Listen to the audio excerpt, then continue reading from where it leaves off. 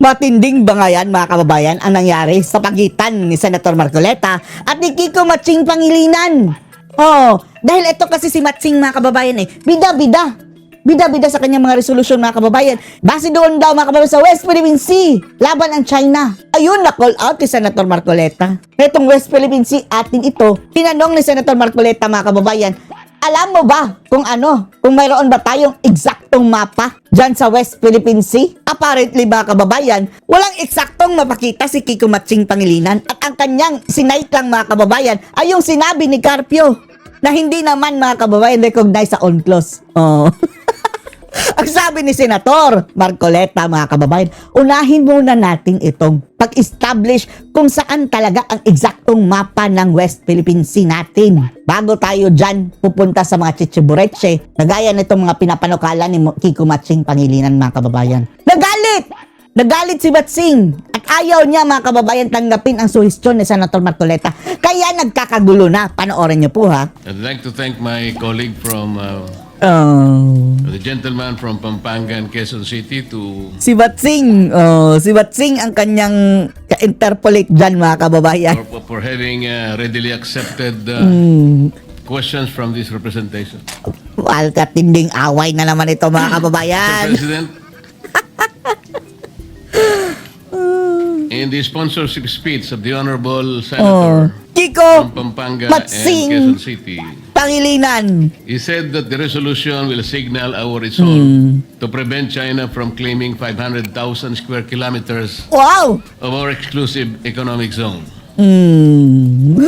I'd like Paano kaya niya na-measure, no? to ask the gentleman, Mr. President, where did he get his data? 500,000 square kilometers. Paano mo na-measure, Matsing? Dagat! Wow, dagat! 500 square kilometer of dagat!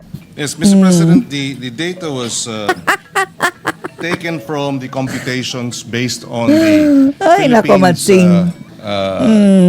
Wala.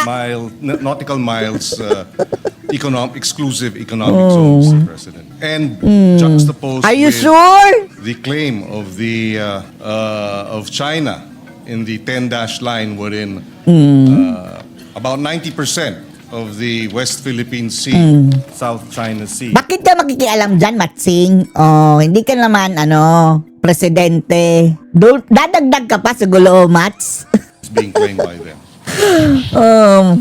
Tingma? Mr. Mandata. President, is the gentleman aware that Alam mo ba, in short ba, kababayan, alam ba ng taong ito?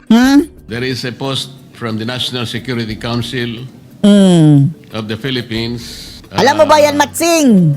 Anong sabi, Senator? saying that our West Philippine Sea is approximately 381,000 square kilometers. Hindi alam! 1,000 square kilometers, Mr. President. Are they referring to our exclusive economic zone or our territorial sea, or may we be clarified? Our exclusive economic zone Easy. Easy with nga. respect to the West Philippine Sea, Mr. President. Mr. President, Hindi I'd like alam. to clarify. Hindi I'd alam. like to be clarified, rather, because the data that was provided us by Ay, the nako. advisors to the Ano ba yan, Philippine Matsing? delegation to the to the Hague, the International Arbitral Tribunal, provided Talaga palang kakampi pala nila talaga ang dahig simula sa pool kahit dito pa sa West Philippine Sea. the amount of approximately about 500,000 square kilometers. So we will have to clarify that. We would Ano like ba to- talaga? Mineasure mo ba, Matsing? Dahil panukalang batas, magiging parte yan ng ating saligang batas. Bakit iba ang nakuhang data ni Senator Marcoleta? clarify, Mr. President, as to the data. But having said that, assuming it's 345,000 square kilometers, that is still double. Mali pa rin. Kaya ayusin mo muna. Kulang yung Gusto mo, pahiramin ka namin ng ruler? I-measure mo ulit, Matsing. Bumalik ka lang dito kung tapos ka na mag-measure via ruler. Diba? So almost more than or close to double our land mass. In other words, it is a huge amount of exclusive economic zone being claimed by China.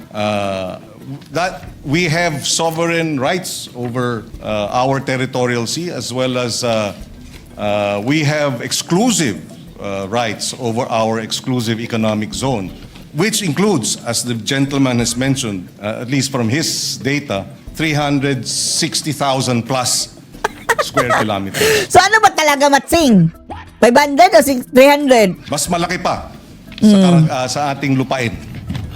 Kaya hindi maaari nating hayaan na lamang na aangkinin at Ano ba pinapalukala mo? Hindi naman natin binibigay. ng ibang bansa, lalo na ang China. Oh, hindi naman Mr. natin binibigay yan. I'm making this clarification because I would like to believe that the resolution is particularly related to our claim in the South China Sea, part of which is now being called the West Philippine Sea. According to the National Security Council, our exclusive economic zone in relation to that is only 381,000 square kilometers. And that is the principal then? interest in relation to the sponsorship speech in connection with the resolution under consideration. Mr. President, I would like to correct that because the 500,000 does not exist, Mr. President. Aroy. Oh, kung ano-ano palang sinasabi nitong si Matsing. So, paano na yan, Matsing? Mali pala ang datos mo. 500,000 does not exist. Because, as I will discuss later, Palyado na. I-revise mo na. Iuwi mo muna, Matsing.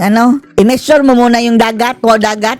in Magaliano versus Ermita, this is a jurisprudence that was penned in relation to the conflicting maritime area in Republic Act Anong sabi dyan? 3046 Ano sabi dyan? and Republic Act 9522. Our Supreme Court had the opportunity, Mr. President, of adjudicating that our total exclusive economic zone, not only in the West Philippine Sea but in the other rest of the world, is only 382,669. So saan mo nakuha, Matsing, yung 500,000 mo? This is already in the jurisprudence, Oh, wala na jurisprudence, ha? Mr. President. Nag-iimbento ka na naman, Thank you Matsing. for that, Mr. President. We are currently securing the information that was relayed to us by Justice Carpio. Si Carpio ang... Ano bang alam ng Carpio na yan sa pag survey ng lupa, kung ano ang measurement? And therefore, assuming for Si the Carpio pala ang... Yan mga kababayan, dapat bantayan itong kagaya ng Matsing dahil nagkakalat na naman mga kababayan eh. Isipin nyo ha, panukalang batas, pwede pa yung pirma. Pupunta na ni Bangag. Pirma, diretso yan mga kababayan. Samantalang mali-mali pala ang mga datos. sake of argument that it is 345,000 square kilometers, it does not remove the fact that that is a huge amount of Oo nga, walang nakipagtalo sa'yo dyan na natin yan, depensahan. Pero ayusin mo muna ang datos mo. our economic zone that is being aggressively taken over by China. The only reason, Mr. President, that I'm trying to specify the exact Dahil mayroon niyang area of our exclusive Consequence. economic zone, because the next question is, would the Honorable Senator agree that in law, a claim to land or waters must be defined by metes and bounds? Mr. President, we, with the indulgence of the good senator, we already have an arbitrary ruling in our favor. Ang ilong talaga mga kababayan. Halos, hihigupin na tayo. Maya-maya, iiyak na ito mga kababayan. Sana all! So the metes and bounds is no longer debatable. The arbitral ruling has awarded the Philippines and recognized our claim vis-a-vis China. It has rejected Vis-a-vis China? China's 9-line, 9-line claim and has upheld the Philippines' position that what China is doing within the exclusive economic zone of the Philippines is illegal. And therefore, the debate as to whether there are metes and bounds is moot. We can debate until kingdom come, but that will not Atin kingdom ka. change. Paano na yan? Parang gumagawa-gawa ka ng bagong measurement. Mas malaki mga kababayan. Tapos, may jurisprudence ang Korte Suprema, 300,000 lang. Ano ba talaga? The arbitral ruling in our favor, Mr. President. That is not entirely correct, Oh, Mr. that is not entirely correct. President, and I beg to disagree. The reason You are wrong. Tingma. why I'm asking the gentleman for the meets and bounds Tinutulungan ka nga, Matsing. Hindi naman, sinasabihan ka na mali ang ginagawa mo. Tinutulungan ka para hindi ka ma-technical na kung mali-mali ang mga datos mo. Ang, sinasabi mo si Carpio. Oh. Sabi ni Carpio. Mali nga eh. Hindi nga si Carpio dapat ang mga kababayan, magbigay ng measurement. Anong alam ng Carpio yan, mga kababayan, sa mga measurement? to our claim on our maritime rights is because until today, I would like to believe that there has not been any specific computation or coordinates of the West Philippine Sea. I'd like to ask, So sino dapat ang magtrabaho niyan? is the limit of our exclusive economic zone specifically the 200 nautical miles from our archipelagic baseline? Or is it provided under Administrative Order Number 29, the westernmost boundary of the Calayan Island Group as defined under Presidential Decree 5096? Wala pa pala? Or is it defined under Republic Act 9522 of 2009? Or Republic Act number 12064 of 2024? The question, Mr. President, is very significant because we would like to specifically determine the extent of our West Philippine Sea. Because if we are unable to do that, baka mahirapan po tayong ipagtanggol hanggang saan ang sa atin. So can we at least... Magagalit. Sasabihin na naman mga kababayan na kampi na naman sa China. Tinutulungan nga kayo, Matsing. Para maklaro mga kababayan kung ano ang pinagsasabi nitong teritoryo natin na 500,000 daw. we have an answer. Mr. President, hindi na natin kailangang ipagtanggol ang nasa atin. Napagpasahan na ng International Arbitral Tribunal. There is Iklaro mo nga kung saan dito, saan banda, kasi walang mga kababayan, walang klaro daw boundary. nothing to defend. It has been resolved in our favor. What we have to now defend and uphold is the ruling. Mali ang sagot mo, Matsing. Hindi mo nga alam kung 500 o 300. Alamin mo muna kung saan yan. Hindi naman kami kumukonta na ipagpagtatanggol natin yan. Mr. President, I think the gentleman from Toxic agad ang sagot mga kababayan, no? and Quezon City Defensive masyado. is looking at the arbitral award as it is. I'm not saying that, of course, we won the EEZ, but it is still incumbent for our country, Mr. President, to define our West Philippine Sea. Hindi pa Because na-define. until now, Ipa-define as nga we will muna, discuss Mats. later with the indulgence of the gentleman, we need to look at the coordinates, Mr. President. I'm only asking whether the basis of the West Philippine Sea Tinatalon mo naman, nagagalit agad mga kababayan para ipinapalabas na, mga pro-China kayo. is the 200 nautical miles from the archipelagic Oh. baselines. Because Tinatanong ka lang, Matsing. Hindi ka inaaway. Iiyak ka kagad. as the defense establishment say it, Mr. President, it is the approximation of our exclusive economic zone. Our exclusive economic zone is 200 nautical miles from our archipelagic baseline. So, can we assume that are we proceeding from there? Or are we defining the extent of our WPS from Executive or Administrative Order Number 29, Presidential Decree 5096, Republic Act 9522, or Republic Act 12064? Kasi kailangan po natin ma-define muna. Wala. Outside na dito ang question ha na ipagtatanggol natin ang ating teritoryo. Mr. Hindi na yan. Ang question ni Senator Marcoleta, mga kababayan, kung ano ang definisyon o saan mismo ang ating teritoryo dahil hanggang sa ngayon, mga kababayan, walang proper definition kung saan talaga mag-uumpisa ang teritoryo ng Pilipinas. Mr. President, totoo po na ang arbitral award in-invalidate po yung 9-dash line. Tama po yun. Oh, wala naman kumukontra sa iyo, Matsing. Galit agad mga kababayan.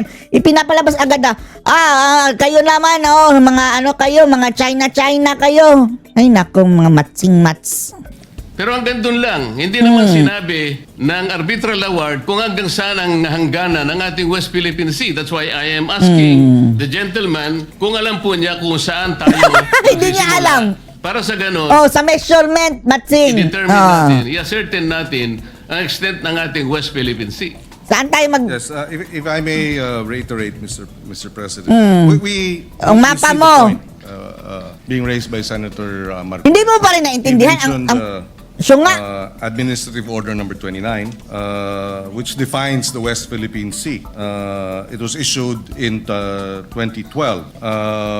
On the other hand, in addition, we have the Philippine Maritime Zones Act, or Republic Act Number 12064, enacted in 2024. These are government records that recognize the West Philippine Sea in official documents, and under the UNCLOS, which grants the Philippines the EEZ extending to up to 200 nautical miles from its coastline. This is the law. There is an administrative order, and of course there is UNCLOS. It is the position of this representation, Mr. President, that all three, UNCLOS, Administrative Order Number 29, issued in 2012, and Republic Act 12064, enacted in 2024, are sufficient to be able to establish our exclusive economic zone as well as our territorial sea, Mr. President. So, Mr. President, if the answer is that Administrative Order Number 29, Administrative order, hindi yan. Dapat Republic Act. which is the westernmost boundary of the Calayan Island Group, as defined under Presidential Decree 1596, is the very source of our determination of the West Philippine Sea. Together with, Mr. President, the Philippine Maritime Zones Act, taken in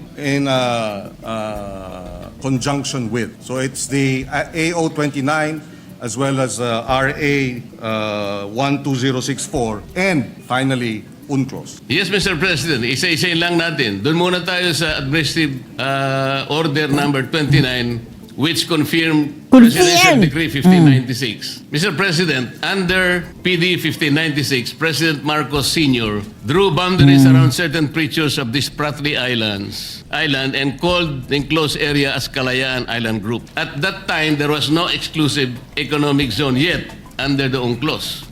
However, is the Honorable Senator aware that in 2016 the South China Sea Arbitral Tribunal declared the boundaries of the Kalayaan Island Group as contrary to the UN Convention of the Law of the Sea? Contrary pala. Well, Mr. President, Hindi alam. Hindi I'm yan not alam niya. familiar with the particular Oh, Diyos ko, Matsing. findings, but that is, Ba't di mo to yan me, alam, Mats? again, immaterial in the Immaterial. context Material daw, Marcoleta. of the award of the International Tribunal. That will not be immaterial, Mr. President, with all due respect. Kasi nga po talagang sinisino natin dinidetermine natin kung gagamitin po natin yung Presidential Decree 1596. Sabi po ng Arbitral Tribunal, contrary po yun sa UN Convention of the Law of the Sea. Basahin po ninyo yung Arbitral Award. Basahin mo nga. Nandun po yun sa paragraphs 573 to paragraphs 576. Invoke mga kababayan sa arbitral award sa UNCLOS, tapos hindi pala nabasa nitong si Matsingi. Kamatsingan mga kababayan, kamatsingan. Magbasa ka Sabi po muna. niya, China and the Philippines has no right to enclose the Spratly Islands with the system of archipelagic or strait baselines, Pati na tayo, wala daw karapatan. as though there is a single group islands or an offshore archipelago. Yun po yung sinabi. Kaya nga po, I am pointing this out, hindi natin magagamit yung 1596, not even Administrative Order 29. Kung sasabihin naman po natin, Mr. President, Pati nga dahil tayo mga kababayan na na-call out ng UNCLOS. yung 9522 na banggit nila, Is the Honourable Senator aware that Republic Act 9522 merely Obviously, hindi siya aware. defined the Philippine archipelagic baselines from which to measure the territorial sea, exclusive economic zone, and continental shelf. Yun lang po ang ginawa noong 9522. Wala po siyang kinalaman in the determination of the exact area of the West Philippine Sea. Na-define lang po yung mga baselines natin para doon natin kwentahin yung ating territorial sea, yung ating exclusive economic zone, at saka yung ating continental shelf. Alam natin, ang EEZ at saka continental shelf, 200 nautical miles from the baseline.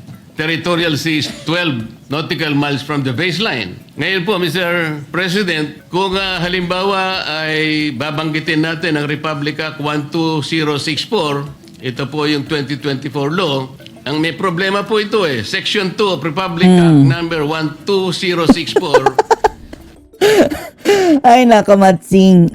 defines the West Philippine Sea as follows. The maritime zones of the Philippines on the western side of the Philippine archipelago, including the Luzon Sea and the territorial seas of Bajo de Masinloc and the maritime features of the Calayan Island Group, shall collectively called the West Philippine Sea. Ano pong problema nito, Mr. President, Your Honor?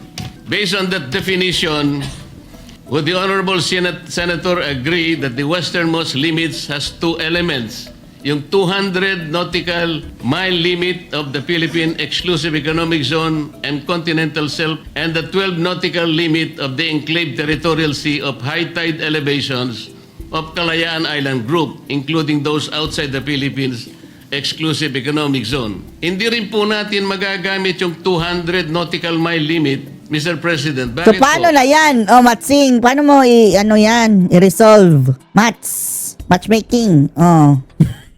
Alam po ba Matchmaking. ng ating honorable gentleman from Pampanga and Quezon City na pag ginamit po natin yung West Philippine Sea na 200 nautical mile limit ng ating exclusive economic zone. 17 features po ng Calayan Island Group ang mawawala sapagkat wala po siya. Hindi siya na-enclose ng 200 nautical miles. Paano na yan? Alam din po ba ng ating Hindi niya alam. Honorable Senator Hindi alam.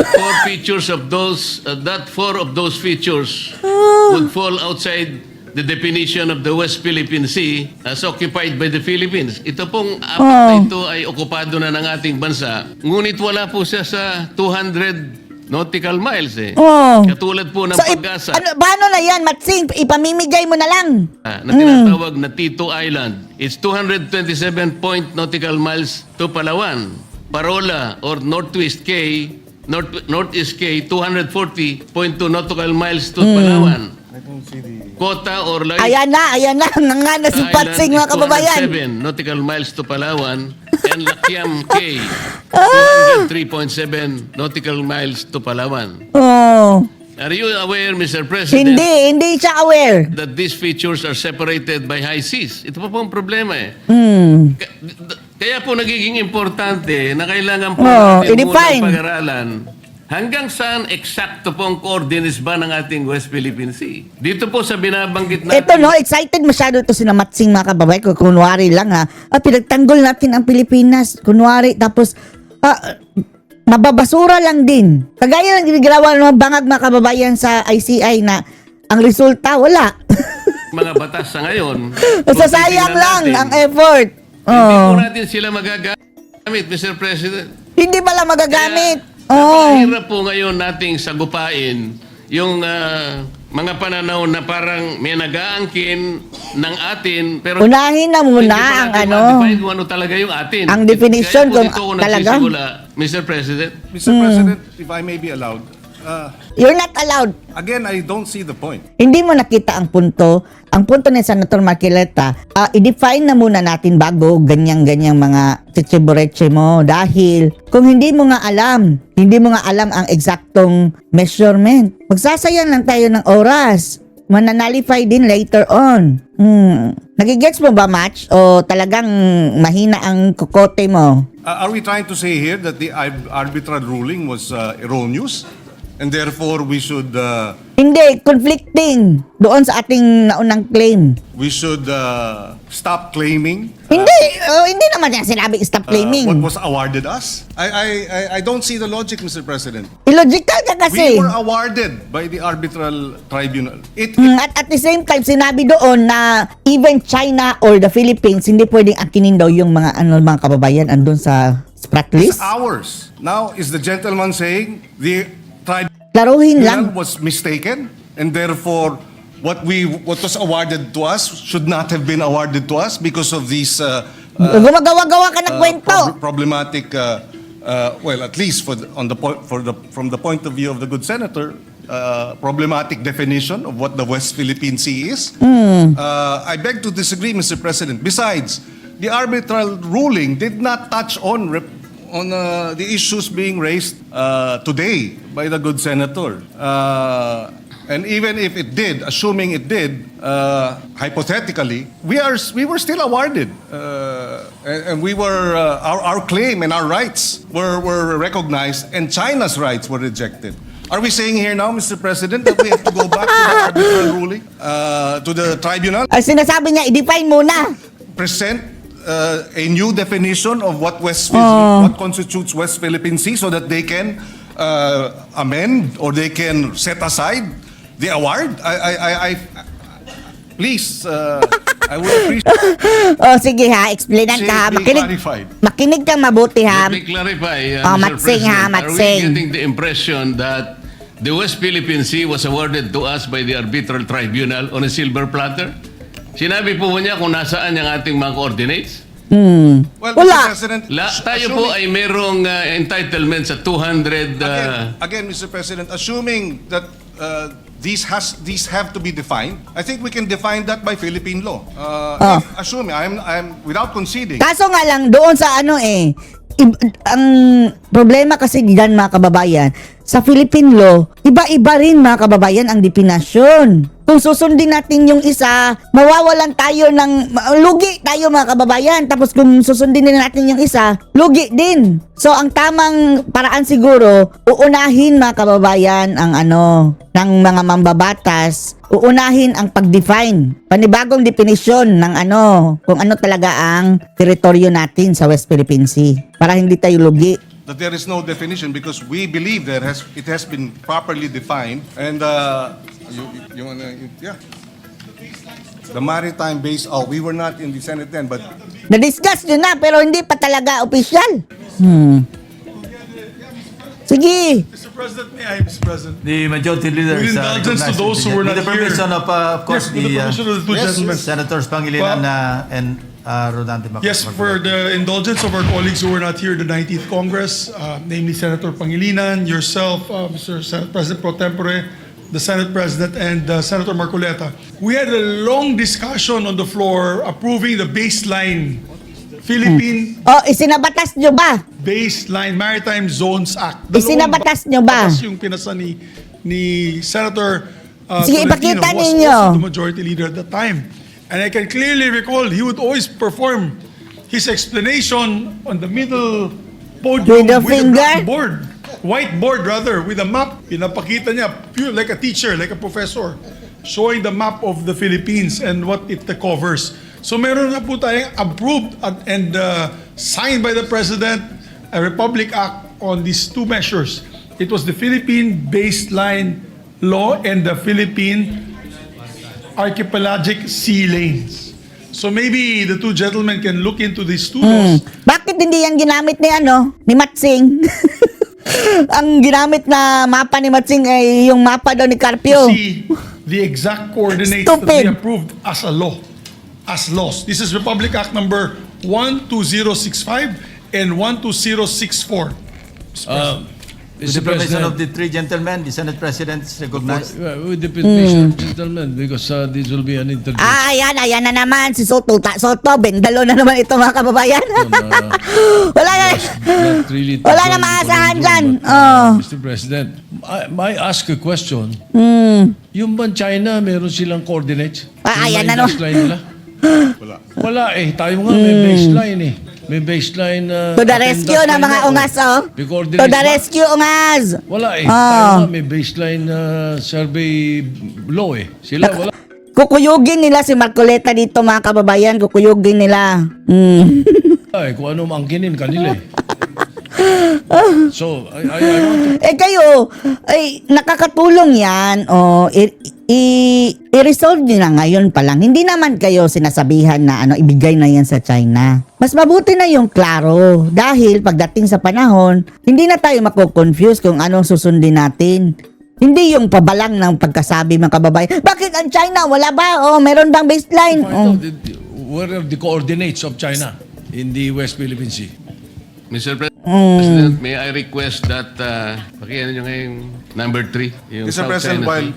while we're doing some administrative matters, just for the record, because earlier our data or our assertion that about 500,000 square kilometers of our exclusive economic zone and territorial sea and sovereign waters is being claimed. This was a lecture by Wag mo kaming kuan ano lahan ng lecture. a Gusto natin retired Supreme yung Court sa Justice Carpio. Carpio na naman. Gusto namin yung talaga batas mga kababayan, yung batas. Anong batas na talaga legit na magagamit natin sa korte. Hindi yung lecture na kung sino-sinong mga balasubas diyan. In his paper, West Philippine Sea Lecture, in the Philippine Social Science Council. Anong pake namin sa lecture ng mga Posted it February stupid? 2016, and Si I quote Carpio this, pa. For the Philippines, Na idiot. what is at stake in the South China Sea are, number one, about 80% of its EEZ, comprising 381,000 square kilometers of maritime Bakit mo sinabi 500? Kasasabi mo lang na 500,000 eh. space, including the entire Reed Bank and part of the Malampaya gas field. And number two, 100% of its exclusive continental shelf, estimated at over 150,000 square kilometers of maritime space. Either the Philippines keeps this, and I quote, maritime entitlements, or we lose them to China, according to the Sasayang ka lang ng oras, Anong pake namin dyan kay Carpio kung marunong ba yung mag-measure? Opinion na yan eh. Ang punto lang naman ni Senator Marcoleta is i-define natin kung saan ba talaga And he added, effectively, para walang confusion. China's 9-dash line claim encroaches on over 531,000 square kilometers of Philippine EEZ and continental shelf, including all the fishery, oil, gas, and mineral resources found within this vast area, which is larger than the total land area of the Philippines. This Chinese aggression, according to former Justice Carpio, is the gravest external As threat if naman, si Carpio, mga kababayan, na ang Lord, na kung ano sasabihin ni Carpio, yan na. to the Philippines. Ay, nako. Mr. President, ang binanggit niya kanina ay pinagsama-sama po niya yung exclusive economic zone at saka yung continental shelf. Continental Talaga shelf. po nga abot kayo ng 500,000 square kilometers. Ang pinag-uusapan po natin, exclusive economic zone lang. Kaya po Mr. tayo President. nakukumpyos. Kanina po tinatanong kung merong coordinates ang China. Ayan po yung mapa ng China. Makikita po ninyo yung 6.1. Kapag yan po ay tiningnan ninyo at pinag-aralan po ninyo yan po ay nakatala doon sa International Hieroglyphics Organization or S23. Lahat po ng coordinates nandyan. Kaya nga po pinoproblema natin, hanggang ngayon, wala pa po tayong ganyan. Sana man lang yung West Philippine Sea. Yan nga ang punto, no? Nakakatulong pa to mga kababayan para maklaro o magkaroon tayo ng ganyan. Hindi yung nang-aaway na agad. China, China na kayo. China, China. Ang iintriga na kaagad mga kababayan. Kapag ka lahat po ng kailangan ng United Nations, kasi bago po tayo makapagpatala ng ating sariling pangalan ng dagat, katulad ng West Philippine Sea, hindi lamang po declaration ang kailangan natin eh. Nagdi-declare tayo ng 200 nautical miles. Hindi naman po tayo nagdi-deposit ng mapa na may coordinates Walang mapa. doon sa United Nations. Wala pong mangyayari. Yun po yung proseso eh. Tingnan po ninyo Ah. yan. 6.1 yan po yung South China Sea. Hindi po ninyo makikita ang West Philippine Sea. Kaya po tayo nagtatalo dahil yung ating West Philippine Sea kailanman hindi mag-a-appeal I-define dyan yan muna. hanggat hindi po nagagawa ni Commodore Tariela yung dapat nang gawin. Imbes na gawa na siya ng gawa Oh, ng dal. caricature, dapat mag-submit na siya. Oh, yan gawa mga kababayan. Mga trabaho. Nung mga coordinates na kailangan po para ngayon makapagpatala tayo ng sarili nating pangalan ng dagat. Ito nga po kaya ako kahit napakahirap ay gusto nating pag-aralang mabuti kasi dito po nagkakaroon ng hindi pagkakaunawaan. Akala natin may nangunguha ng saang ganang atin samantalang yung sa ganang atin hindi pa naman natin alam kung hanggang saan ba siya. Oh. Ang maganda sana, yung talagang exact coordinates, makukuha natin. Pero paano po natin magagawa, Mr. President? Ino-occupy natin, for example, yung munisipyo ng Pag-asa. Labas yun sa ating exclusive economic zone. Paano natin guguhitan yun halimbawa? Wasak Labas sa si ating exclusive Watsing. economic zone, samantalang yung Pag-asa, nandun na siya sa high seas. Hindi po pwede mangyayari, Mr. President, because that is violative of the UNCLOS. Hindi po tayo pwedeng tumahak sa sa high seas. At magliliprag po siya from the exclusive economic zone para enclose niya lamang, for example, yung Parola, yung T2, yung sinabi nating 4 kanina na bahagi na inoccupy ng ating bansa, ngunit labas po ng exclusive economic zone. Paano ngayon yon? Eh di kapag ka sinabi natin, we were awarded our exclusive economic zone, o umalis na po tayo doon sa mga features na inoccupy natin ngayon, simply because they are not enclosed by the West Philippine Sea na binabanggit natin. Kaya po ako nagsisimula diyan, Mr. President. Hindi po totoo na como sinabi ng arbitral award. Wala yung 9 dash line mo, China. Totoo naman yun eh. Because China was unable to prove by historic rights na talagang nasakop niya through the 9 dash line. Pero maliban doon, walang ginawa yung arbitral award. The arbitral tribunal did not adjudicate yung pamumosisyon nila sa mga features. Hindi naman niya sinabi, China, umalis ka na dyan sa mga inoccupy mong features. Meron ba siya sinabing gano'n? Wala po. And China continues to occupy those features. Meron din tayo. Meron din ang Vietnam. Kaya po disputed ngayon eh. Kahit na po in-award ang West Philippine Sea, o yung ating exclusive economic zone, EEZ. it's still a disputable waters. Dahil nga, wala pa tayong coordinates na isasubmit Magsubmit. po sa atin. Yan ang punto. Magsabit muna tayo bago tayo ganyan-ganyang mga itsitsiburetsi ng Watsing. This is the whole point. Mr. That is the President. whole point. If we may be allowed. Wala namang kontra doon mga kababayan, no? Tinutulungan nga. Tapos, grabe na itong sina Watsing mga kababayan. Parang aggressive na masyado. Violent na. Mr. President, gaya ng nabanggit kanina. Tanggapin mo lang na Mats. Noong 2024, na ipasa yung Nasaan? RA 12 Yan mga kababayan. Magda ipasa na yan sa UN. That is our mapa. Para ma-recognize internationally. 064 nga at doon mismo dinebate Section 14 other maritime jurisdictions. The Philippines shall exercise all other maritime rights and jurisdictions in accordance with the UNCLOS, the South China South China Sea? Arbitration, Chinky. case number 2013-19, international law and other pertinent and regulations of the Philippines. Mr. President, we beg to disagree that the coordinates are not clear, that we have not been able to determine it. We have by law, we have by administrative order, Ngayon mo nga lang naalam yan. Hindi mo nga natingnan. and we have by the arbitral ruling. All these should Ito nga talaga, no? May ruling nga, pero wala yung exact talaga mga kababayan na saan yung mga boundary. suffice, Mr. President, for us to assert that China is illegally occupying parts of our exclusive economic zone and is claiming likewise 150,000 square kilometers of our continental shelf and 381,000 kilometers, square kilometers of our EEZ. I mean, that should suffice for this, at least for this resolution to be passed.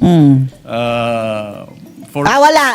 Hindi dapat ipasa yan dahil variable hindi mo alam. Sobra-sobra nga nilagay mo, 500,000. Hindi mo alam ang mapa. For the resolution, Delikado yan mga kababayan dahil that involves yung international na dispute na ibang bansa na mga kababayan. Kailangan na international intervention, ganyan. Paano kung sumobra ka dyan o nagkulang? Hindi ka nagpa-survey. Parang, example, nagkulang. Parang namigay ka na ng iba na yung teritoryo. that we are now tackling be adopted, Mr. President. Mr. President, In addition, Mr. unfortunately- President, if I may, the Kalayaan Group of Islands Kalayaan is a municipality of Palawan. Pag-asa is a barangay. Yes. And therefore, the exclusive economic zone as defined in UNCLOS provides that it is a sea area extending up to 200 nautical miles from a coastal state's baseline. So the baseline would be the Kalayaan group, and 200 nautical miles from the Kalayaan group. So I do not see how the Kalayaan Islands is outside of our exclusive economic zone. I beg to disagree, Mr. President. Hindi naman sinabi ni Marcoleta na outside yan. Record, no? The Pag-asa Island is a barangay of the Kalayaan Island Group under the province of Palawan. Yes. And it is 445 kilometers away from Puerto Princesa. Ipa-acknowledge nyo yan sa ang punto ni Senator, ipa-acknowledge nyo yan sa international na UNCLOS. Yung ginawa nyong mapa. Para aware naman mga kababayan yung taga-ibang bansa na, ito palang kiniklaim natin. Hindi matatapos to. Mr. President, Problematic the yung problem mamatsing. is under Section 2 of Republic Act 12064, which defines the West Philippine Sea as follows. The maritime zones of the Philippines on the western side of the Philippine archipelago, including the Luzon Sea and the territorial seas of Bao de Masinloc and the maritime features of the Kalayaan Island Group, shall be collectively called the West Philippine Sea. What is the problem there, Mr. President? Yun nga po kasing Pag-asa Island at saka yung Parola Island, nakasama po ng KIG, ay labas po doon sa West Philippine Sea. At ito po ay blurred by the high seas that separate them from the rest of the Kalayaan Island Group. So let me show, pwede bang pakita yung isa pang mapa? Map number 1. Ulit. Galit na si Matsing, uulitin na naman. Sabi niya.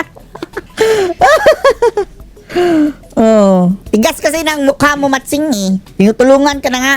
Mr. President, this is a map produced by the US-funded think tank called National Bureau of Asian Research. Dito sa mapang ito po, the area that is shaded in deep yellow is the Philippine Territorial Sea, while the area shaded in light yellow is the Philippine Exclusive Economic Zone and Continental Shelf. The area shaded in blue is the high seas. On the map are small features around which circles have been drawn. Some features are inside the Philippine Exclusive Economic Zone, while others are in the high seas. The circles drawn around these features are the enclave territorial seas. The features and circles are in different colors to represent the state occupying them. The features occupied by the Philippines are in yellow. Diyan po makikita ninyo, Mr. President, meron po tayong occupied na features na talagang labas nga sa, kagaya ng binanggit natin kanina, labas sa ating exclusive economic zone. Kaya nga kailangan i-define, no? Dahil, paano na yan, Matsing? Ipamimigay na lang natin yung teritoryo natin dahil yung sinusunod nyo, base lang sa rekomendasyon ni Carpio. There are 4 features in yellow that are occupied by the Philippines but are in the high seas. Other features that are occupied by China and Vietnam that are in the high seas but they are also being claimed by the Philippines. Given this situation, how can we draw the meets and bounds of the Philippine West, the Philippine, Yan! the West Philippine Yan Sea? ang Ito yung punto, tinatanong ko kanina. yan ang punto mga kababayan. Dahil hanggang ngayon, confused pa rin. Hindi pa rin sakto ang pagkakatala ng mga teritoryo. Mag-provide ka muna, Matsing, ng UN recognized na claim nyo na map. kung gusto natin pong isama yung mga features which are outliers, meaning to say they are lying outside the exclusive economic zone, paano po tayong papayagan na gawin yun? May encroach po natin pati yung high seas. The UNCLOS, Mr. President, prohibits us from enclosing the high seas, and international tribunals have nullified boundaries that leapfrog. Hindi po natin sila pwedeng i-connecta. Kaya nga po, why even under Republic Act 12064, the limits of the West Philippine Sea cannot be drawn with precision. Yun po yung sinasabi natin. Hindi po natin magagamit yung mga batas na ginawa natin dahil meron pong problema. At makikita po ninyo yung mga features. For example, yung nandyan po sa loob ng ating West Philippine Sea. Makikita nyo yung mga circles in blue. These are occupied by other nations. Pero doon sa ating memorial na sinabit po sa arbitral tribunal, Mr. President, ang Pilipinas nag-agree na lahat po ng yan ay hindi na natin naaariin. Meaning to say, reduction po yan sa ating West Philippine Sea. Nag-reduce, oh. Ganun po, kinompromise natin eh. Basahin po natin yung award. So, ang dami pong nawawala sa West Philippine Sea natin. Disgrasya ka dyan, Matsing. The declaration under PD 1596 that the KIG is part of Philippine territory. PD 1596 and its validity was never put in issue in the arbitration case, and the tribunal did not have any jurisdiction to rule on its validity. In other words, this is outside the issue of the award. And if there are concerns about the validity of PD 1596 and the concerns that there are certain areas outside of what has been declared as our economic zone, although prior to that was declared part of Philippine territory, then let's have legislation, remedial legislation to amend, debate it. Yan nga ang punto, Matsing, na dapat unahin nyo yan bago yung mga tsitsiburetso ninyo.